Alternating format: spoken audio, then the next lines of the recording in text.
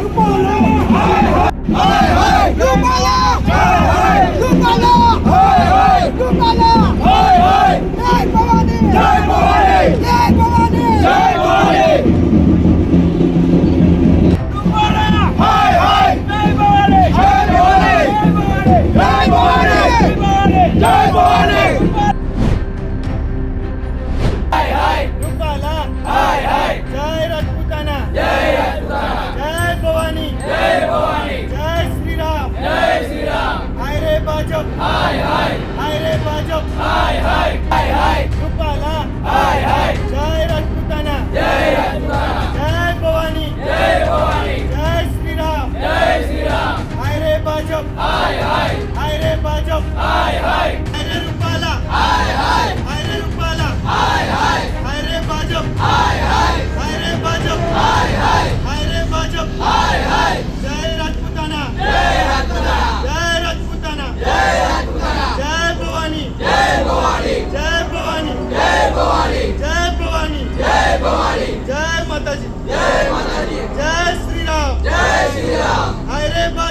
હાય રે ભાજપ હાય રે ભાજપ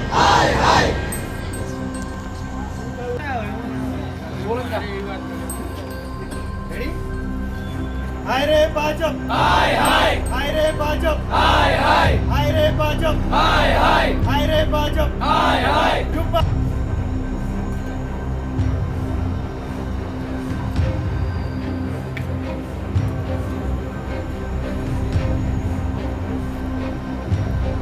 ભાજપ રૂપાલા રૂપાલા રૂપાલા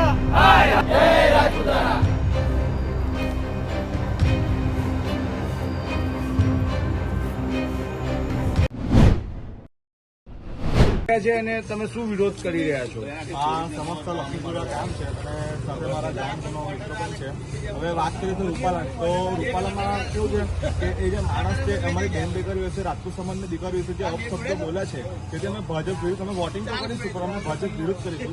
અને સાથે સાથે રૂપાલા જે અમારી બેન દીકરીઓ વિશે જે અપશબ્દો બોલ્યા છે એ ટિપ્પણી કરી છે જેથી અમારા લક્ષ્મીપુરા ગ્રામજનો તથા વડીલો અને જે મહિલાઓ છે સાથે હું અને અમારા સમસ્ત ગ્રામજનો તેમનો સખત વિરોધ કરશે અને તેમની ટિકિટ પણ રદ થાય તેવી અમે આગળ માંગણી કરીશું.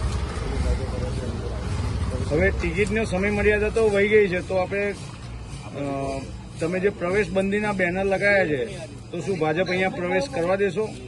અમારું એવું છે કે હવે રૂપાલા જે અપશબ્દો અમારી બેન દીકરી પર બોલ્યા છે તો અમારી માંગણી એક જ રહેશે કે કોઈ પણ ભાજપનો જે કાર્યકર્તા અમારા લક્ષ્મીપુરા ગામમાં જે પ્રવેશ કરશે તો સમસ્ત ગ્રામજનો એમને એન્ટ્રી નહીં આપવા દે.